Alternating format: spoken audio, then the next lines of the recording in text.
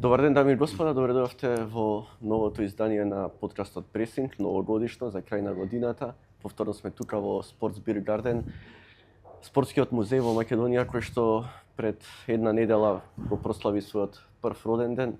Сите легенди кои што може да ги помислите, кои што некогаш оставиле голема траја во Македонија се тука. За жал, еден од нашите членови на овој музеј веќе не е помеѓу нас. Почетокот ќе го искористам да му одам почит на големиот Васо Рингов, кој што некако замина тивко како што и го живееше целиот свој живот. Во последните години ретко се појавуваше по медиумите. Во едно од последните гостувања плачеше за неговиот Вардар кога беше во тешки моменти и навистина како човек, би рекол и како дете кој што растел во самата независност на Македонија и се радувал на сите успеси на фудбалската репрезентација и тагувал на сите порази. Малку и криво ми е што не успеавме така тивко како што тој живееше да го испратиме и тие денови и ние медиумите повеќе бевме осврнати кон преписките на нашите легенди кои што некогаш заедно не радува, а во овие моменти ете стана и ривали едни во други. Би изразил сочувство до фамилијата на Рингов, нека почива во мир и ако не гледа од негде горе во овие моменти, би побарал од него само да ни прости. А како што денеска во ова новогодишно издание уште една наша легенда спортска, некогашен неофицијален министер за одбрана кој што беше славен од целата јавност, сега министер за спорт, по долги години имаме Министерство за спорт, човек кој што се разбира и самата позиција го носи тоа бреме, трпи многу критики во овој период. Мој денешен гостин, министерот за спорт на Македонија, Борко Ристовски. Добар ден, министре, и се надевам дека пред секи имаме искрен и отворен разговор да направиме на целина на цела 2025 година и ќе разговараме многу теми денес. Добар ден и благодарам на поканата. Да започнеме скоро, нешто помалку од 2 години како сте министер за спорт на Македонија. Колку сте задоволни од целата завршена работа на вашето министерство и колку наидовте можеби на некои проблеми со самото доаѓање и колку можеме да најдеме некоја како го подобриме спортот во Македонија? Прво да направиме една рекапитулација на вашата работа овие 2 години. Добро, мислам дека за неполни 2 години направивме доста промени во делот на тоа како треба да изгледа спортот. Дали се тие видливи за голо око по само скоро 2 години, можеби не. Меѓутоа сум сигурен дека во наредните години ќе биде видливо се она што сме го сработиле како техничка организациона работа и мислам дека за неколку години, за 2 до 3 години ќе биде видливо и низ призма на создавање на тие идеални услови и овозможување на идеални услови за спортот да може да се развива. Нидовме на една институција, Агенција за млади спорт, која беше апсолутно руинирана по сите основи, со обвинение за корупција во самата институција и на самите челници, така да мислам дека македонската јавност е свесна дека кога се почнува не од нула, не може да кажеме од нула, меѓутоа кога се почнува од -2 до 3 скалила, ако не и повеќе, сигурно дека работата е далеку потешка, меѓутоа ние како министерство и јас како министер никогаш не сум се жалел на се она што сме начекале таму и сигурен сум дека од година во година работите ќе одат во подобра во нагорна линија, не само организационо, меѓутоа и резултатски, затоа што еден од приоритетите на министерството е создавање на услови на спортот да може да се развива. Втор приоритет е носењето на новиот закон за спорт и третиот сегмент исто многу важен е насочување на финансиската поддршка или тие субвенции на вистински начин. Сега како што се поставени работите, субвенциите одат многу дисперзирано, така да размислуваме на нов план каде што ќе биде малце поконцентрирано на сите оние кои што ги даваат резултатите и резултатите да бидат единственото мерило за тоа кој ќе добива субвенции од државата. Знаете, се рековте претходниците ваши, некако како да се вртиме во круг цела независност на Македонија. Секогаш претходникот најавува големи проекти, а на крајот завршува како што рековте вие. Како можеме тоа го промениме и вие како министер, како човек што бил во спортот толку години, сте имале претходници, се разбира, исто успешни спортисти во Македонија. Што треба да направиме за самото од себе да го промениме спортот и погледот на спортот во Македонија, бидејќи да не се лажеме, сите добро знаеме каде ни е дојден спортот и каква е ситуацијата во македонскиот спорт. Дали работата во клубовите, колку може државата да помогне, колку треба да помогне, со што треба да помогне државата. Како да направиме навистина да се случат некои промени, а не само секоја година истото да го пренесуваме и после, знаете, ќе помине кон на сите мандатот, поминува и вашиот мандат, да има нешто што ќе оставите, што ќе остане, да ве помнат луѓето и кога ќе ви помине мандатот. Не е важно дали за 2, 5, 10, не е битно колку години. Добро, ја кажав, не се вртим округ, ја само констатирам фактичка состојба. Фактичката состојба е таа дека во агенцијата има се уште обвинителен акт за корупција и тоа не е флоскула, тоа е фактичка ситуација, само ја констатирам. Според мене, мислам дека не треба државата да се фокусира само на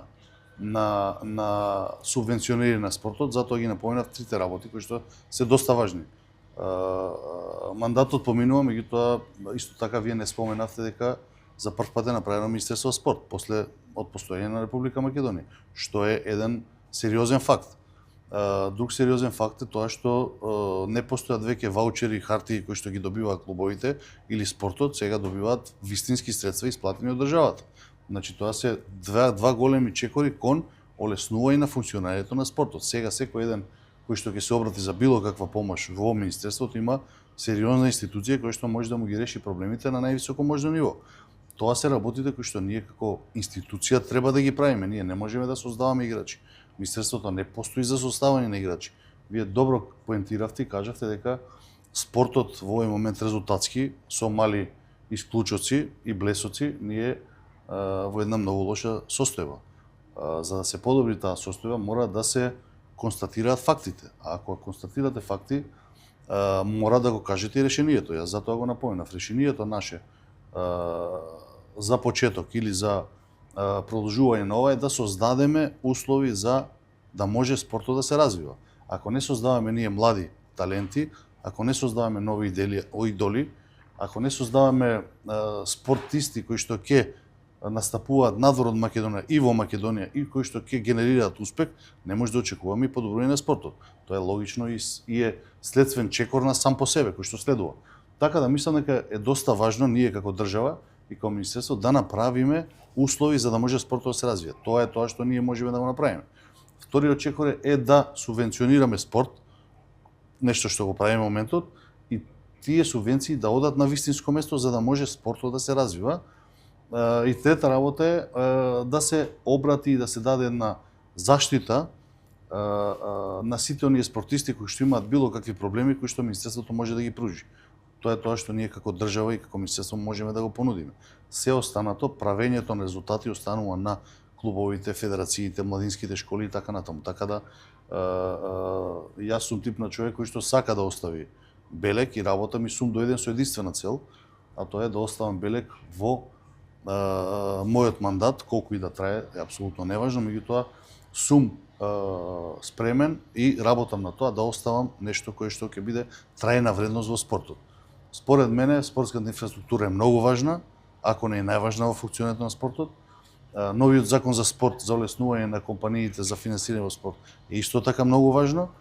Преку новиот закон и насочување на средствата на во вистински правец е исто така многу важно. Така да тие се три сегменти кои што мораме да ги запазиме и кои што ние сме фокусирани во овој момент. Вие сте свесни дека ние во овој период доста инвестираме во спортската инфраструктура. Веќе неколку сали се реконструирани, за следната година имаме во план нови сали да реконструираме, да изградиме уште 2 нови сали, така да создадеме услови каде што ќе може да го масовиме спортот, да собереме што е можно повеќе дечиња и низ таа масовност да ние бараме квалитет, тоест тренерите и клубовите и спортот генерално да бара талент и така да го носиме спортот чекор по чекор напред, затоа што тоа е единствениот начин да направите сериозна бројка на дечиња кои што се занимаваат со спорт, во било кој спорт, и да можат тие дечиња да им создадете услови, а не да тренираат во услови каде што не се достојни низаземите од третиот свет, туку да имаат достојни услови, топли сали, сали со паркет, сали со добро осветлување, сали каде што ќе можат културно и најнормално основни услови да имаат, сооблекувална да се пресоблачат, така да ние малце ги скокаме скалите, ние бараме, не знам, некакви си светски резултати, а немаме основни услови за функционирање. Така да мислам дека тоа треба да биде фокусот на државата. Како прв човек на спортот во Македонија, ќе ве наречам така, и имате навистина притисок од сите страни, се крена секогаш финансиите се главната причина за расправија и во една фамилија, не подалеку. Ме интересира, бевте нападнати од јавноста, нели имавте и состанок со клубовите во Кошаркарската федерација на Македонија. Ме интересира чисто да ја кажете и вашата страна, бидејќи слушнавме многу работи, што се случи на тој состанок, бевте вие споменат како виновник за тоа што немаат пари клубовите, дека не биле префрлени пари за година од Министерството за спорт, и како помина тој состанок, гледаме на крајот, они се заканија дека ќе штрајкуваат, нели клубовите, на крајот се повлекоа од тоа. Колку Министерството има вина или можеби нема вина за цела оваа ситуација? Ако може да кажете за јавноста. Преддраматично го најавувате ова прашање, вистината е нешто сосема друго. Вистината е дека мора да се работи паралелно и на таа едукација на спортскиот менеджмент кој што функционира низ клубовите, кој што морам да констатирам со жалење дека многу мал број од тие ја разбираат функцијата со која што се зафатени, затоа што Министерството за спорт субвенциите за спортот ги исплати уште во април месец. И во целост ги исплативме, значи тоа колку што најавивме, 440 милиони денари беа исплатени во целост уште во април месец, така да ние нашата обврска спрема спортот си ја завршивме, и мора да напоменам дека секој оној кој што мисли дека државата треба да финансира или Министерството треба да финансира 100% од буџетот на еден клуб, мислам дека на сите треба да биде јасно дека тоа така не функционира никаде во свет. Морам да напоменам дека ни една држава во регионот не субвенционира директно спорт. Нити Србија, нити Хрватска, нити Словенија не финансираат директно спорт. Јас сум во блиски контакти со сите министри од регионот и сме разговарали на оваа тема повеќе пати и можам да констатирам дека нити една од државите не субвенционира спорт директно како ние. Србија финансира спорт, меѓутоа само 2 клуба, и тоа не директно од државата, туку преку државни фирми, меѓутоа компании, меѓутоа спортот кај нив е фокусиран само на 2 клуба, тоа се Црвена звезда и Партизан, и сите останати клубови се финансираат од приватни средства и од локална самоуправа. Така да државата нема апсолутно никаква допирна точка со финансирање. Додека кај нас ситуацијата е таква, јас морам да напоменам дека од кога сум јас министар, преку 20 милиони евра има исплатено за субвенции во спортот, што се сериозна сума на пари, а вие добро напоменавте на почетокот, а резултати некои не гледаме, така да тоа е уште еден сегмент кој што мора да се напомени и да се каже дека е многу важно средствата да додат на вистински начин, за да може да имаме вистински резултати. Споменавте Србија, дадовте навистина кај нив е таква ситуацијата, како што рековте, само 2 клуба, Партизан и Звезда, и многу лесно може да се види во останатите градови дека поголемиот дел од луѓето навиваат или за едните или за другите. Ке нас е веројатно и проблем, би направиле можеби државни проекти да имаме 2 Битола, Скопје, ајде, мислам, карикирам, кажувам на памет. Но што правиме со другите? Тука одма ќе се јават, не знам, клубови од Тетово, од Куманово, од Истокот, од Кавадарци, од Велес. Ќе речат зашто они се повластени и добиваат од државни фирми пари, а ние на пример ништо не добиваме, бидејќи знаеме каква е ситуацијата кај нас, секој на крај бар од државата. Па добро, јас само кажав како е во Србија, не кажав дека кај нас е тука. Кај нас сите клубови и се она што го гледате, што е спорт во Македонија, е финансирано и субвенционирано од државата. Значи секој еден фудбалски турнир, не секој, меѓутоа можам да кажам дека 99% од оние фудбалски турнири што ги гледате, секој еден клуб кој што функционира е субвенциониран од државата.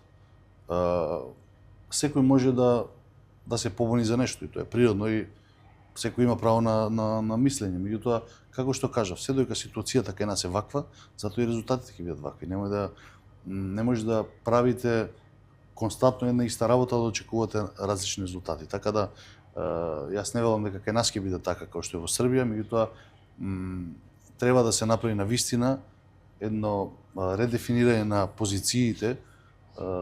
Не се мали средствата кои што ги вложува државата, можеби за некого се мали, меѓутоа ние како држава вложуваме директно, кажав, околу 20 милиони евра, средства кои што се сериозен, треба да бидат сериозен инпут за нешто што треба да продуцира успех и резултати. Кај нас гледаме дека резултатите се многу скромни, во екипните спортови се малку поистакнати, меѓутоа во индивидуалните имаме мали блесоци, меѓутоа се останато е направено да само функционира и да само се чекаат тие средства од државата. Јас ги разбирам и клубовите и федерациите, меѓутоа треба сите да бидеме на чисто дека не може да биде државата 100% финансиер на еден клуб. Мислам, тоа така не оди никаде во свет, а ние очекуваме тоа да биде така кај нас. Знаеш што ме интересира, не да нападнеме некој, ниту вие да нападнете некој, но дали имаме премногу спортски клубови за земја од 2 милиони жители? Јас сега сум имал ситуација, сум работел своевремено и во федерација, неважно, никога никако нема да толку да влегувам во детали, но знаете кога ќе дое потоа собранието, председателот што е на таа федерација нормално сака ќе ти рече дека сите гласаат на тоа собрание и секој глас вреди еден. Не е важно дали тој клуб е шампион на Европа или игра во втората или во третата лига. И гласот исто дали премногу имаме и треба некако да направиме повеќе центри во градовите кои што ќе работат во еден реон во Македонија или регион, него секој на пример град да има помали градови во Македонија имаат по 3-4 клубови во некои спортови. Па тоа е поентата на постоењето на толку многу клубови. Тоа е воведувањето на овој ваучер систем, каде што секој еден направи клуб се со цел да добива некаква помош од државата, а тоа е да во помалите ние ги детектиравме дел од такви клубови, постојат клубови кои што одредени, ајде да кажам, спортски директори или претседатели на одредени клубови живеат од тоа. Тоа им е како се пријавени, си земаат плата од клубот. Како и што ги гледаме државно работени, ништо што не работат. Баш така, значи и во спортот постојат такви клубови.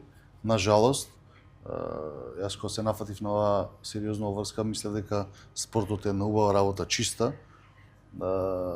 И навистина така треба да биде, меѓутоа постои една друга страна, токму затоа што спортот не е на ова ниво, тоа е дека постојат и клубови кои што се формирани специјално за да земаат пари од државата и да одреден претседател си зема плата која што ќе му биде екзистенција во животот, наместо да оди нормално да работи и да вложува во себе. Така да тоа се работи кои што мора да ги искорениме и токму затоа заради постоењето на вакви клубови и спортот не е на тоа ниво, затоа што тој тип на клубови, не велам дека се многу, меѓутоа ги има, тој тип на клубови прават да на повеќето од луѓето, поголем дел од оние кои што се спортски ентузијасти, гледајќи го другиот каде што не продуцира никаква додадена вредност во општеството, нема производство на млади таленти, на млади дечиња, туку е фокусиран единствено на користење, иначе кај на тие субвенции од државата. Така да мора да направиме, како што кажува, на вистина спортот ни е во една незавидна позиција и сите мора да признаеме дека мора да се направат многу промени доколку сакаме навистина спортот да оди напред, доколку сакаме да биде на ова ниво, тоа што да ги оставиме работите вакви какви што се, клубовите ќе си функционираат, ќе чекаат сите пари од министерството и од државата и затоа резултати нема да имаме. Ќе има одредени блесоци, меѓутоа реалноста сурова е таа во спортот, навистина мора да бидете суров и реален и да ги кажувате работите доколку сакате да има подобрување. Рековте 440 милиони денари годината. Што не очекува, веројатно пресметките се веќе направени, буџетот се знае, што не очекува во 2026 година? Колку ќе изнесува тоа, дали може да кажете некоја бројка и дали ќе се промени начинот на финансирање од типот, не знам, елитните клубови, така наречени елитни што имаат настапи силни во Европа и што се квалитет, да земат поголем дел од колачот или ќе продолжи тоа рамномерно префрлување на парите? Секој да земе некој дел од цело. Јас кажав, значи, јас го кажав само дел од субвенции 440 милиони, има еден друг дел, тоа се игри на среќа, каде што ги поделивме и тие, мислам дека беа околу 350, што ќе каже дека преку 700 милиони денари се дадени директни субвенции во спортот, што мора да признаеме дека не се малку. Субвенциите од државата и од министерството треба да се дел од буџетот. Не може да се 100% буџетски давател и примател на услугата. Ова мислим и на федерациите, не само на клубови, така? Па дури федерациите треба да имаат некои генерални спонзори. Мора да си направи буџет пред почетокот на годината. Ако буџетот, не знам, ајде се 1000 денари буџетот, од државата треба да добиете 30-40% и останато треба да го обезбедите вие. Не може вие да креирате буџет на основа на средствата кои што ќе ги добиете од државата. Мислам дека помошта за следната година ќе се движи во истите рамки, околу 700 милиони денари, што пак ќе повторам, распределена на овој начин, според мене, ќе ги очекуваме резултати кои што ги имаме до сега. Меѓутоа, ние како министерство работиме интензивно и мислам дека до втората половина на март ќе биде презентирано и дадено на разгледување и на консултација со сите клубови, со сите федерации, начин на кој што мислиме дека треба да функционира субвенционираните во спорт, затоа што сами сте свесни дека вака како што е во моментот поставено не дава резултати. Како министер за спорт, една од работите ви да се среќавате и со челните лица на федерациите. Како сте задоволни од нивната работа, како човек што треба да ги надледува и колку имате соработка со дел од федерациите, нели дел во јавноста и не толку на кулуарите ве напаѓаат како бидејќи сте поранешен ракометар дека ракометот ви е на прво место дека не ги гледате. Каква соработка имате со претседателите на останатите федерации? Да не е овакво и колку сте задоволни од нивната работа овие колку сте веќе 2 години, помалку од 2 години министер? Па добро, јас имам одлична соработка со сите претседатели. Тоа се луѓе со кои што соработуваме и треба да соработуваме во интерес на спортот и на националните интереси. Видите, сите оние претседатели кои што сум незадоволен, сум ми го кажал тоа на состаници кои што имаме, морам да напоменам дека многу мал дел, поголемиот дел доаѓаат со програми за развој на сопствениот спорт кои што доаѓаат, меѓутоа има дел на федерации кои што доаѓаат и ги интересира единствено субвенциите и помошта од државата за функционирање. Пак ќе повторам и во тој случај и федерациите мора да се свесни дека затоа и се претседатели на федерации да обезбедат одредена финансиска поддршка за својата федерација, нели? Се кандидирале да бидат претседатели и логично е да си направат управен одбор од луѓе кои што се финансиери не блиски до претседателот и да си направат одредена финансиска рамка каде што ќе биде надополнета од страна на државата. Значи не може сите да чекаат 100% све од држава да финансира Министерство за спорт, се што однесува спорт. Така да мислам дека да ги напоменам вака, мислам навистина буквално со сите федерации имам одлична соработка. Не можам да кажам дека со некој немаме. На одредени федерации, па ќе кажам, ајде, на мал број, можеби се 1, 2, 3 федерации, им е укажано на пропустите кои што ги работат, тоа е сосема природно, укажано на начин дека треба заедно да соработуваме во иднина во интерес на спортот и во развој на тој спорт кој што го представува, така да генерално мислам дека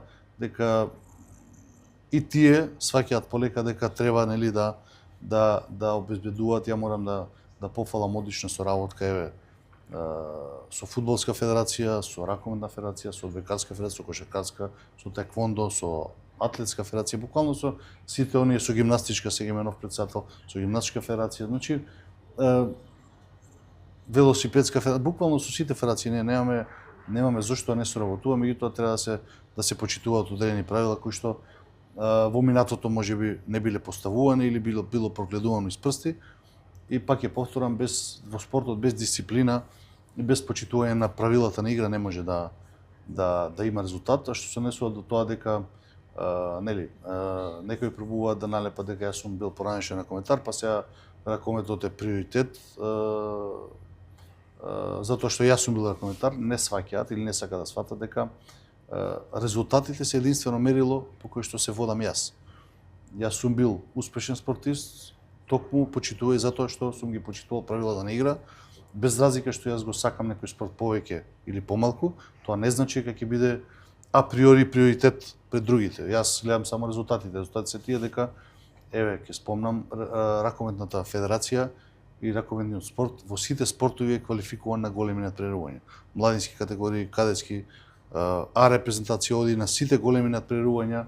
Така да резултатите се тие кои што го диктираат темпото, а не тоа дали јас сум бил поранешен ракометар или сум бил поранешен кошаркар или одбојкар или не знам што. Па добро, ако гледаме се од една страна, не гледам некој друг спорт кој што може да се пофали, дека има 4 квалитетни тима кои што можат достојно да представуваат и во Европа, како што е моментално во ракометот со Вардар, Пелистер, Алкалуит и Охрид. Па добро, тоа се факти кои што некој не сака да ги види или не може да ги види, не знам. Меѓутоа фактот е тоа дека Македонската лига, репрезентациите сите се квалификувани на големи надпреварувања, европски и светски првенства. Факт е дека Македонската лига во ракомет е помеѓу 3-4 најквалитетни во Европа, затоа што не постои после Бундеслигата и Француската лига, не постои трета лига каде што имате 3-4 квалитетни тимови кои што истовремено се борат за шампионската титула, така да мислам дека тоа се факти кои што не можам јас да ги креирам, тоа се факти кои што се општо познати. Ова ќе ве прашам и како министер, но лично и како човек кој што цел живот е во спортот и поминал се и се што. Велите инфраструктурата е најважна, се градат и сали, стадиони реновира и ФФМ делот са стадионите се реновираат, се прават трибини се, но ќе нас салите и стадионите повторно се празни. Еве ве гледам сигурно и Вардар Лига Европа кога игра, не е Јане Сандански скроз полн. Вие сте тука, ги гледате тие надпревари. Ме интересира каде ја изгубивме таа навика кој луѓе пред се да одиме на спортски надпревари. Да не зборуваме култура, кино, салите, театрите, тие се полупразни. Каде ја изгубивме како народ, како луѓе таа култура да одиме на надпревари чисто како забава. Не мора да е, не знам каков надпревар тоа финале Лига на шампионите на Лига Европа, Вардар се враќа на некое ниво. Сега Вардар е двократен европски шампион, ама треба нели да помине некој циклус, не е така едноставно. Салите повторно се празни, трибините се полупразни, да нема едноставно да нема во градот да се чувствува дека има некој голем надпревар тој ден и дека нешто се случува. Па добро, тоа повеќе може и се должи на послабата промоција на менаџментот на клубовите. Во Битола салата е секогаш полна. Во Скопје за ракомет зборувам, и за кошарка е полна салата скоро. Во Скопје за ракомет Вардар е, ако не е полна 100%, е 70-80%, што е сепак некој успех. За другите спортови, женската одбојка мислам дека е сериозно оди нагоре и напредува, што навистина ме радува. И салите се полни. Кошарката мислам дека на дел надпревари е полна. Генерално мислам дека треба да се обрати подобро внимание на менаџментот на клубовите за промоција на надпреварите и нормално за кога секој еден клуб прави успеси, нормално дека фаќа и еуфорија, кај нас тоа го нема во моментов некоја поголема спортска еуфорија и поголеми спортски резултати, мислам дека и тоа е една од причините затоа што нема некоја еуфорија генерално во држава за спорт. Морам да ме прашам ова бидејќи ко министерство, ко некој надзорен одбор на спортот. Пак ќе се вратиме на кошарка, некако е и најактуелно периодов цела ситуација со СРЦ Кале што се случува. Федерацијата ја суспендира салата бидејќи нема услови. Во исто време ден-два претходно се игра All-Star надпревар кој што трае цел ден во таа сала. Се откажуваат со надпревари од следното коло, но се играат надпревари некои измеѓу во Купот на Македонија. Колку можете вие ко министерство да реагирате за оваа работа, како може да се игра надпревари ако салата како прво не е безбедна, а знаеме сепак Кале за секој што живее во Скопје, таа е една култна сала која што ни значи на сите. Може ли тука министерството некако да со своите инструменти да реагира за цела оваа ситуација? Па не може, мислам тоа е интерна работа на Кошаркарска федерација. Оно што можам да го кажам е дека знам дека има некои технички проблеми во салата кои што се небезбедни и верувајте дека после немилиот настан во Кочани сите сме екстра внимателни за тоа што може да се случи евентуално и мислам дека тој моментум треба да се разбере затоа што ние го гледаме спортот како нешто највозвишено и така треба да биде, меѓутоа има и многу поважни работи од спортот, тоа е нормално животот, тоа е нормално функционирање на општеството и треба да бидеме навистина внимателни. Од информациите што јас ги имам од председател на Кошаркарската федерација, тоа е дека инженери имаат посетено салата, имаат направена анализа и дека тие инженери имаат даено негативно мислење заради небезбедност на салата, заради стара инсталација, не знам, која била небезбедна и тие инженери имаат даена препорака да таа сала се затвори.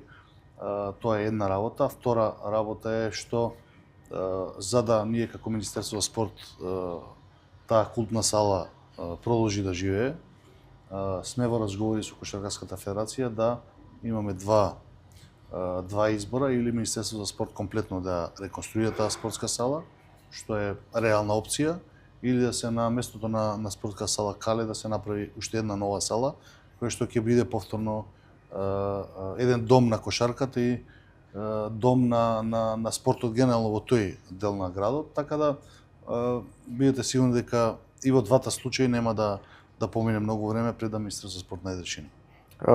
Ете, имате, рековме претходно дека да сте дел од ракометот, ни во самиот ракомет има некои напади од останатите, збора дека сте биле во Вардар долго време, па дека повеќе сега го форсирате Вардар и му давате поголеми шанси на Вардар. Чисто може ли отворено да поразговарате, да кажете ваше мислење на оваа тема, бидејќи ајде, социјалните мрежи ги тргнеме на страна, но има и луѓе кои што се дел од клубовите, што знаат некогаш нешто и да речат дека ете Борко Ристовски бил во Вардар, беше дел од Вардар, бранеше, беше во раководството на Вардар и некако Вардар повторно ќе освои сега титула, можеби поради Борко Ристовски.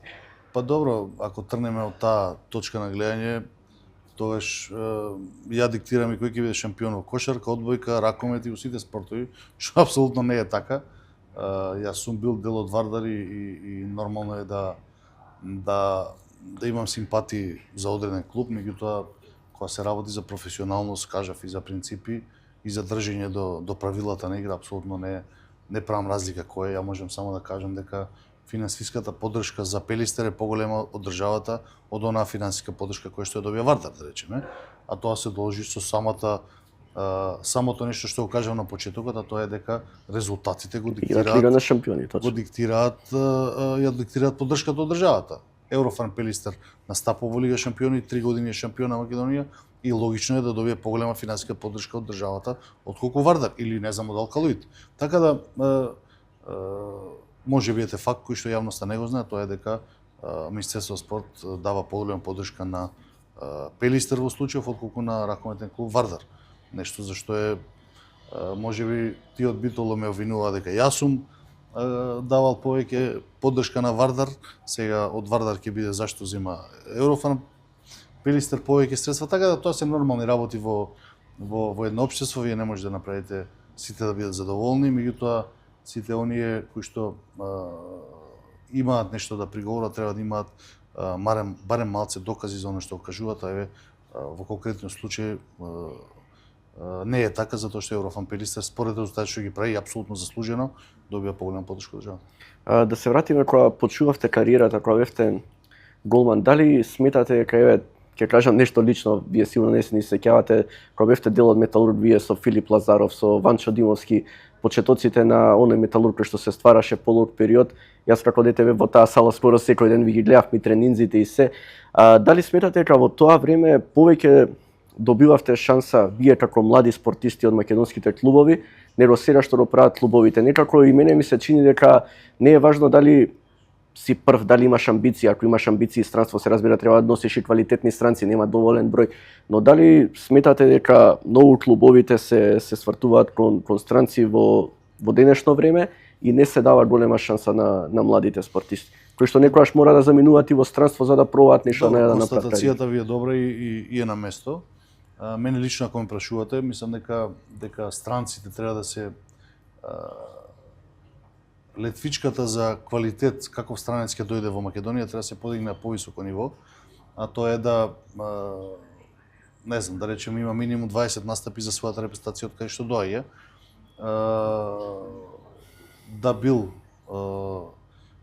не знам, интернационалец во повеќе од 3 држави, да се направат некои критериуми кои што меѓутоа тие критериуми не ги прави Министерството за спорт, тие критериуми ги прават матични федерации.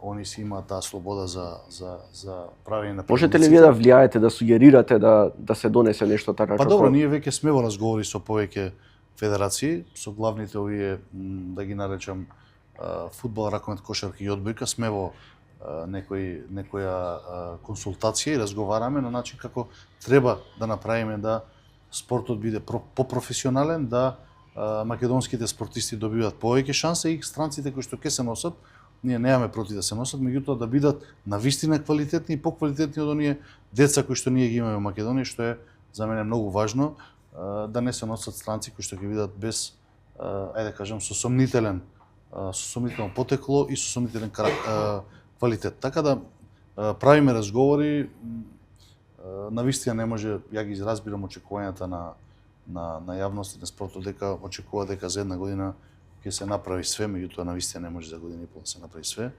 И затоа одиме етапно, чекор по чекор, ги кажав приоритетите. Еден од паралелните работи што ги правиме е токму ова. Така да македонските спортисти сигурно ќе треба да добијат многу повеќе шанса отколку што добиваат сега.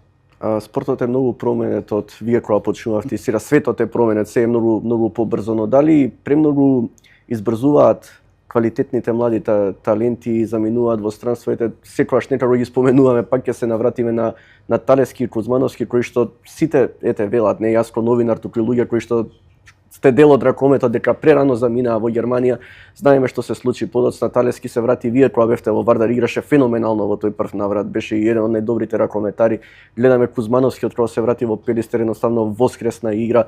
Дали и прерано тие менаџери, тие продавања во клубовите кон странство прават да стагнираат дел од кариерата? Видовме што се случи Талески кога замина од Вардар во Бенфика, не добиваше скоро никаква минутажа, се врати, па тука комбинирана минутажа годинава и сето тоа што случуваше во клубот.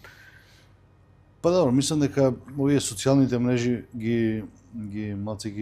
им ги измеша картите на младите спортисти. Мислам дека ако се актуелни на социјални мрежи, дека и квалитетот нив е адекватен на социјалните мрежи. Во спортот генерално, кога сте добри сите ве фалат, кога сте лоши сите ве критикуваат, и тоа така треба да биде, тоа е сосема природен процес. Меѓутоа, мислам дека социјалните мрежи влијаат доста на младите спортисти во нивниот избор на клубови. Мене ако ме прашувате, јас имав понуди, заминав релативно млад надвор од Македонија, можам само да дам пример, јас што сум го поминал. Релативно млад заминав од Македонија, меѓутоа секогаш ги бирав клубовите каде што ќе можам да напредувам највеќе, а никогаш не ги бирав клубовите според финансиските понуди.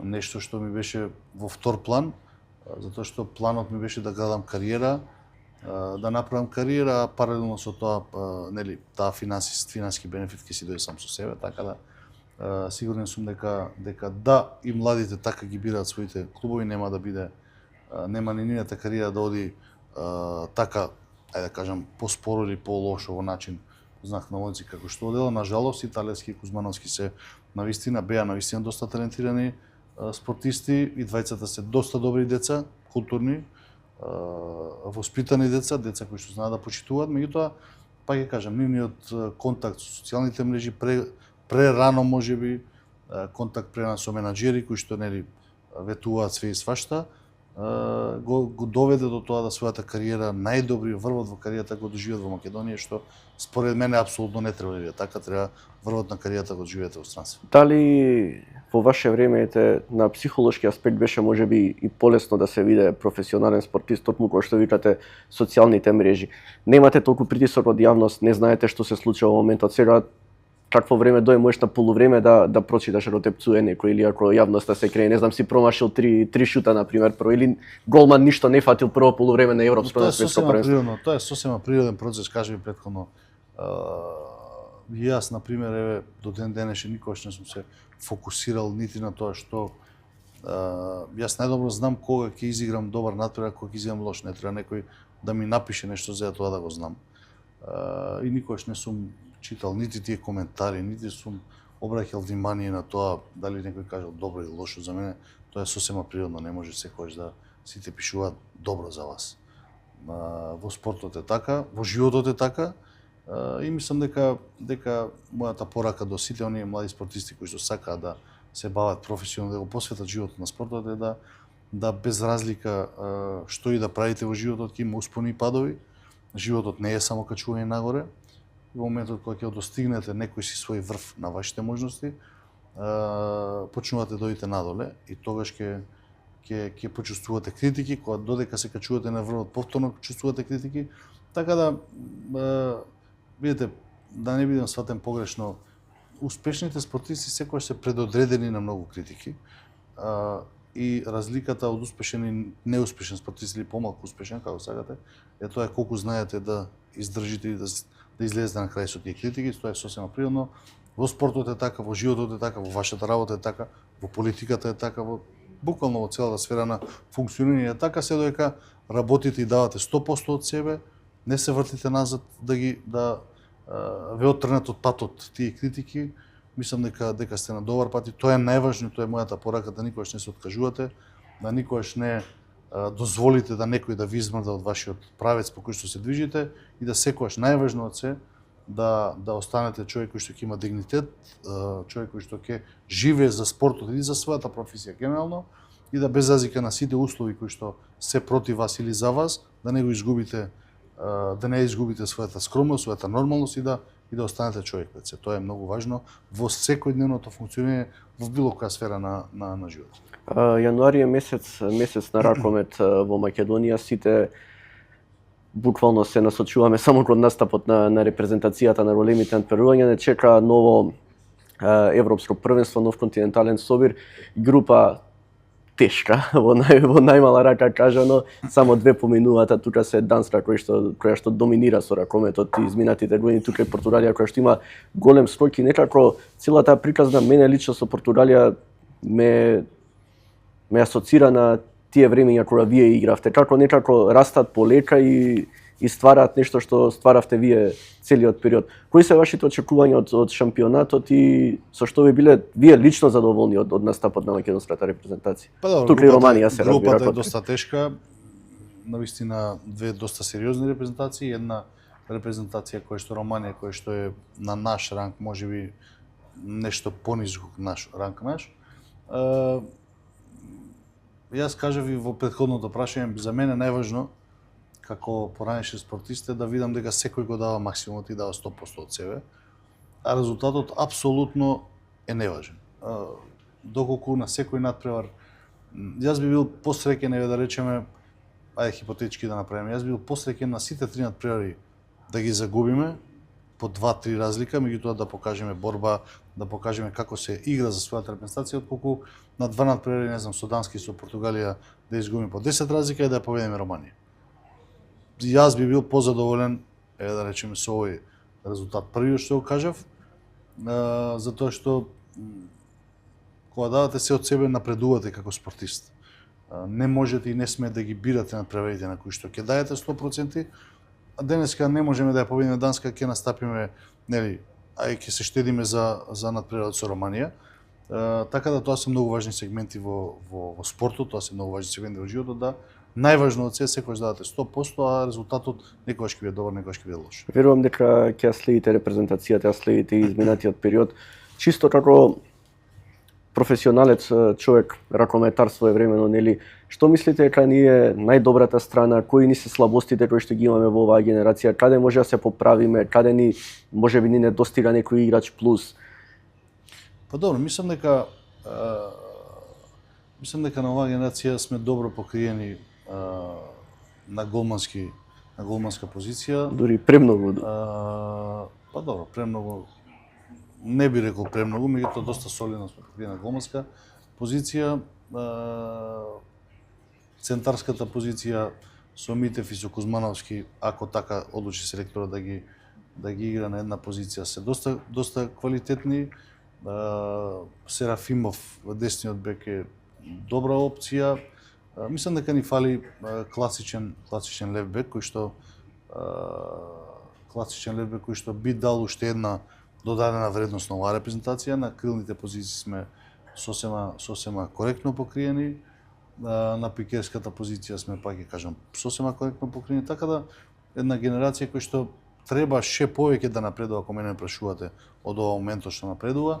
На што се должи тоа не знам, не сум тренер, не сум експерт, не сум се посветил на тренерската работа за да бидам нели судија сега како требало да се игра, што треба да се прави, тоа оставам да тренерите во тој дел коментираат. Моја работа е сосема поинаку, тоа моето мислење е дека генерално сме една компактна репрезентација, можеби во одбраната сме малце послаби, затоа што физички сме недоминантни во однос на другите, така да мислам дека генерално една сосема солидна репрезентација која што успева и покрај сите очекувања дека по заминувањето на Лазаров има голем пат, имаше одреден период голем пат, меѓутоа многу брзо се вративме во тој ранкинг, да речем први 15-17 репрезентации во Европа и во светот. Ја спомнавте левата бековска позиција, повторно се отвара и таа тема за натурализирање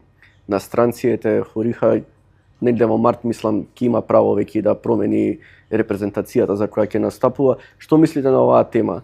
Дали е потребен еден играч како него во репрезентацијата и општо што мислите за натурализирањето на странци? Ако гледаме ние најголемите успеси женската репрезентација ги имаше со се натурализирани луѓе, ракометарки кои што остана и по крајот на кариерата во државата и веќе се може да кажеме македонки, зошто? Добро, јас генерално сум за натурализирање, меѓутоа со една напомена многу важна, тоа е да бидат навистина квалитетни странци кои навистина ќе направат разлика и ќе помогнат на македонската репрезентација да направи поголем успех, со самото тоа и да ја промовира државата на уште повисоко ниво. Така да неам некое негативно или против мислење.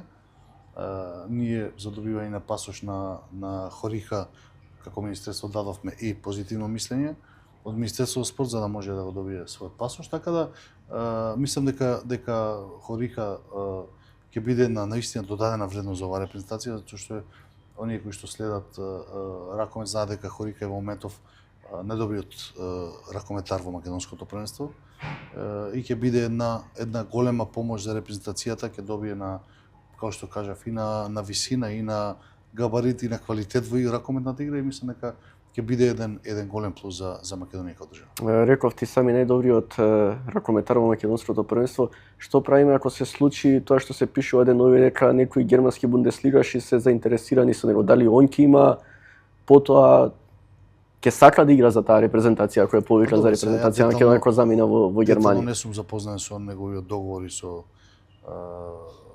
неговата иднина во Вардар, не можам да кажам што би било. Меѓутоа мислам дека ќе треба да се седне да се разговара со него и еден од условите за добивање на пасош е да настапува за македонската репрезентација.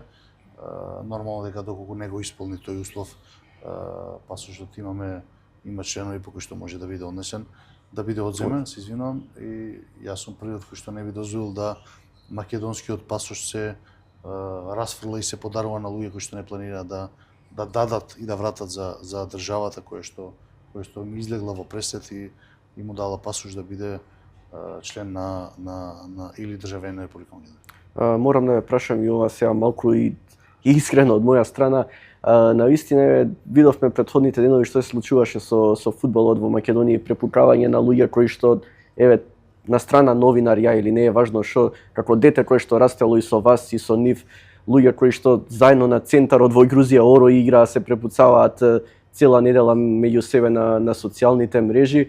Ме интересира како доаѓа до тоа во вашиот, и вие сте луѓе од крв и месо, не сте професионалци, се разбира, но и вие имавте еден не волку јавно отворено, но имавте еден мал конфликт со Кирил Лазаров. Каков е вашиот однос денеска? Верувам дека малце е подобар nego што беше во некој период минато и зошто, искрено ве прашам директно, зошто доаѓаме до тоа некои луѓе кои што ми биле идоли кога дете, и ти и Кире, еве ќе ви кажам и вие и Кире, ќе ви кажам директно, да дојдете од тоа ниво меѓу себе да се конфронтирате во еден период од животот. Мислам дека Кире нашиот ајде да наречам, не беше ни проблем, и тоа нашата конфронтација вака не беше јавна како сега со селекторско избор на селекторско фудбалска федерација. Видите, сите ние сме луѓе, сите ние грешиме. За мене е многу поважно да кога ќе погрешите си ја признаете грешката и да ставите една црта и да од тука па натаму одиме поинаку. Можеби јас сум погрешил во одреден период, можеби Кире погрешил, можеби двајцата, апсолутно е неважно.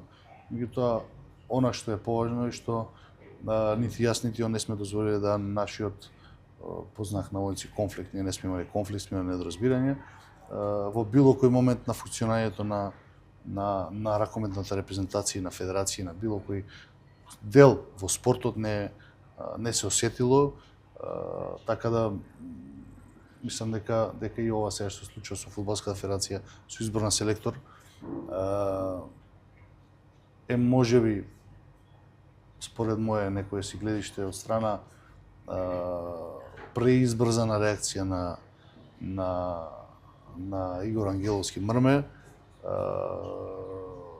и сега отиде во една ситуација која што е има ли потреба толку јавно да се прави циркус од се некако? Па знаете, не може ли тоа да се реши меѓу нив ко луѓе да седнат да решат? Не е важно секој со својот став на крајот, не е битно, но премногу некако театар се направи. Секој од нас, па и спортистите генерално, меѓутоа секој еден човек има свој его. И ако дозволите егото да го надмине разумот, тогаш веќе се доведувате во ситуација во која што ете, можеби јас сум се довел со Кире се довел со мене, сега поранешниот селектор со претседател на федерација или со Пандев. Така да мислам дека треба на вистина да конечно во оваа држава сватиме дека успешни спортисти има да се избројат на две раце, дека спортски легенди има да се избројат на две раце и дека на крај на денот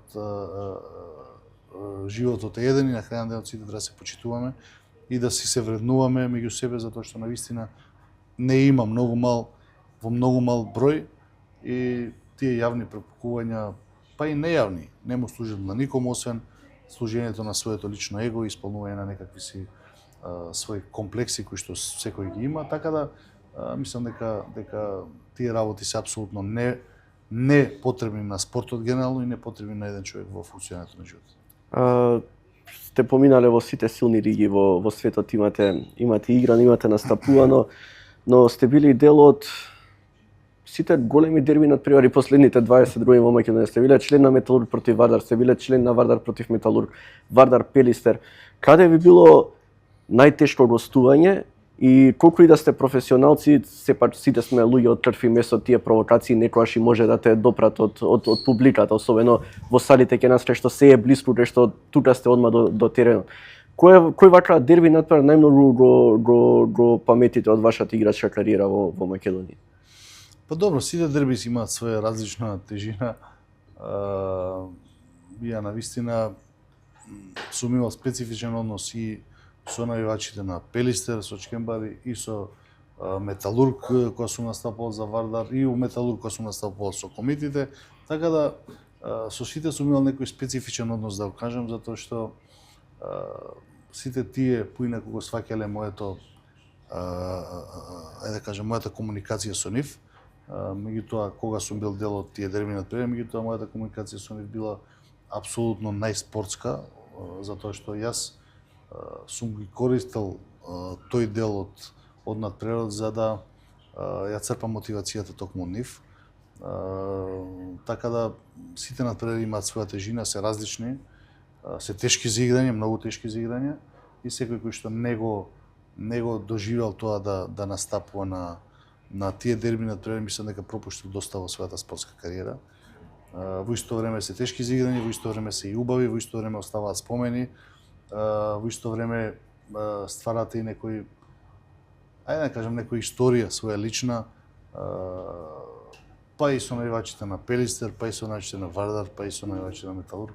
Се тоа работи кои што се навистина, еве ги памтите вие, ги памти многу широка маса на луѓе, некој ги памти негативно, јас ги памтам се како еден убав спомен кој што дел од кариерата кој што сум морал и сум горд и среќен што сум ги доживеал. Така да не можам да одвојам едно дерби, меѓутоа сите имаат своја специфичност и своја тежина. Шалите ли за нешто во кариерата и на личен план, клубски или репрезентативен? Па не, мислам дека Тој настап на Олимпијада можеби. Па видите да ви кажам, јас сум човек кој што верува дека се оди така како што треба да оди. Мојата кариера се развивала така како што требала да се развива.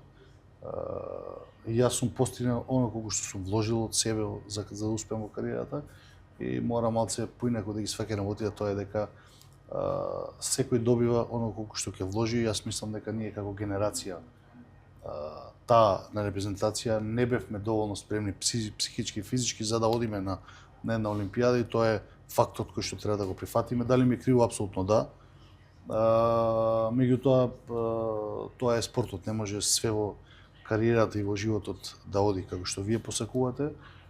Сум особено горд на мојата кариера затоа што сум направил кариера која што е навистина импозантна, со која што се гордам и која што би сакал да биде пример и за моето дете и за моите деца, па ако сакате и за некои генерации кои што следат и кои што треба да биде пример како треба да се бираат клубовите, не според сумата која што ја нудат за трансфер, туку поради квалитетот на клубовите и квалитетот на тренерите. Кога говориме на оваа тема, дали тој мал период за подготовки на тие квалификацијски турнири кои што беа сред сезона, можеби беше проблемот што никогаш не заминавме на Олимпијада? Па добро, можеби не, навистина не сум стручен за да го кажам тој дел што ни фалело, меѓутоа евидентно беше дека ние не бевме подготвени за настап на Олимпијада или за победа на тие квалификации или освојување на тие квалификации. Едноставно моментот не бил таков, не се поклопиле коцките на спортски, не сме биле сите во дадената форма за да ги добиеме тие надпревари и тоа е едноставно така. Зборувавме за дерби надпреварите во Македонија, единствен македонски ракометар се што има играно и во Франција, и во Германија, и во Шпанија, во најсилните лиги. Ајде, ќе речам и Македонија во најсилните 4 лиги во Европа. Ви годили ли ова и како поминавте целата таа кариера и од кај сте, ќе ве прашам, најзадоволни, најубаво, кои години ви беа најубави од тоа интернационално искуство? Па добро, секоја лига и секој клуб и секоја лига носи, секој дерби надпред носи своја убавина, своја тежина. Навистина е кариерата кај што настапувал за мене представува и сум горд на својата кариера, наистина се биде дел од сите тие лиги е сериозна работа. Она што мене ме прави горд е дека каде и да сум настапувал, сум оставил позади себе победнички менталитет, сум оставил резултати, сум оставил нешто кое што функционира и до ден денеска, тоа е пријателство со сите оние луѓе кои што се од сите тие клубови и до ден денеска контактирам со сите тие луѓе, нешто што зборува и што за мене е многу важно, тоа се човечките квалитети, човечките карактеристики со кои што сум настапувал во сите тие лиги, нормално и со квалитетот кој што сум го давал за сите клубови.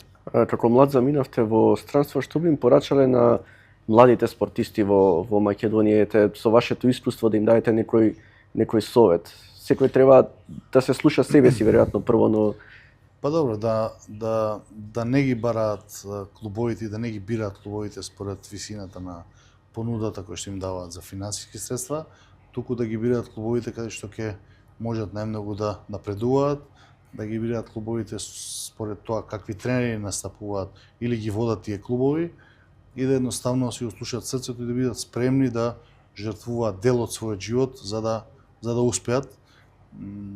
Повеќето мислат дека настапот за Барселона, на пример, значи дека вие живеете во Барселона и секој ден сте на плажа, и сте на море, и сте на сонце, меѓутоа апсолутно не е така.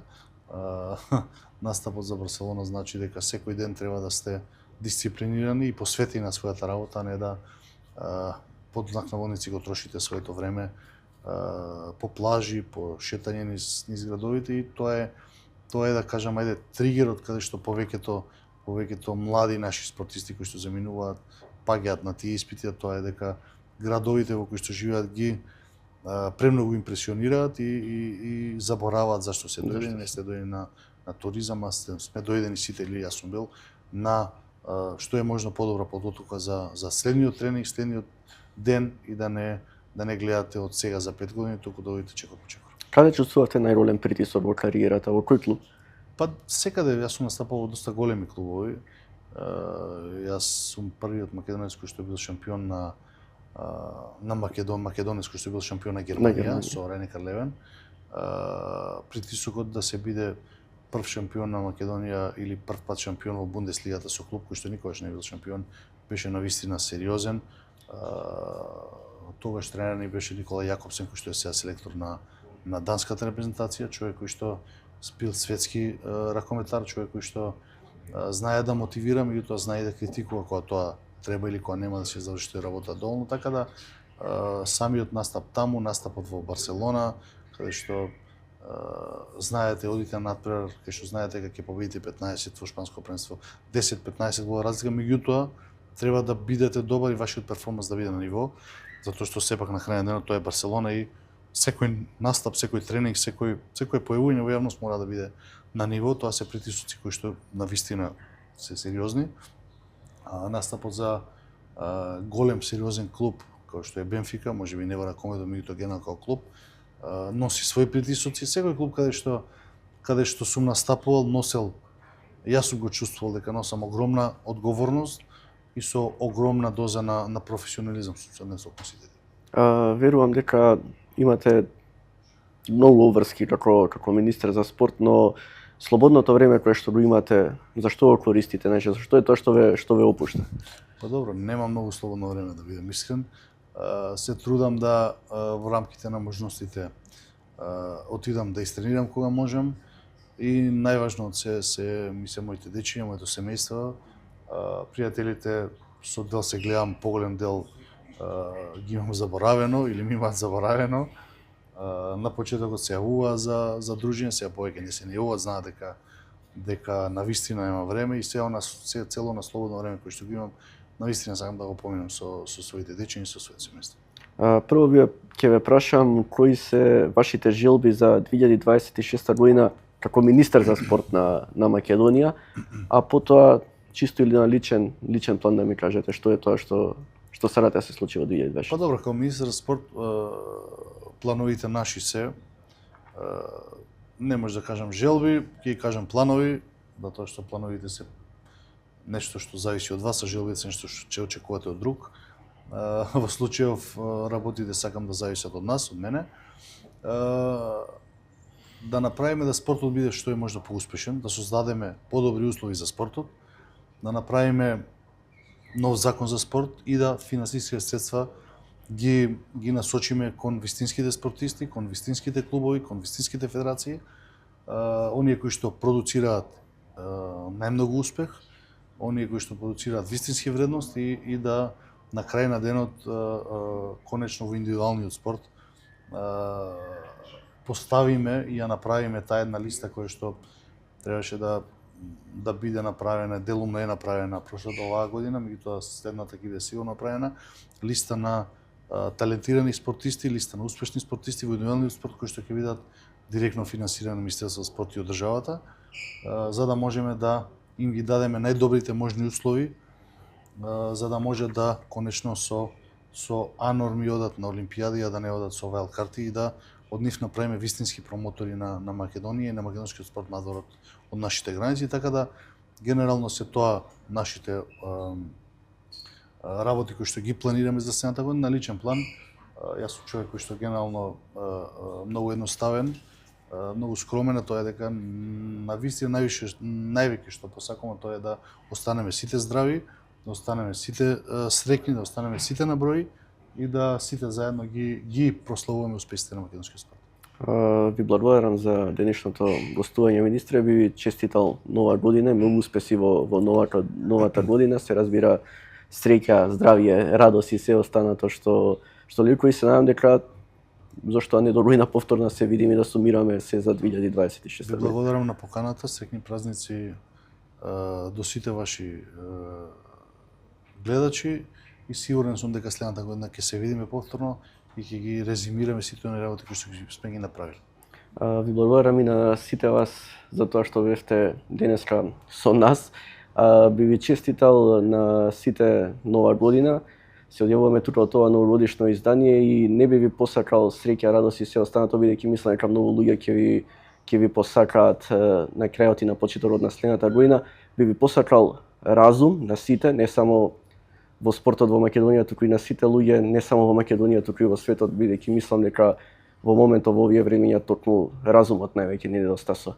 Ви благодарам многу и пријатно.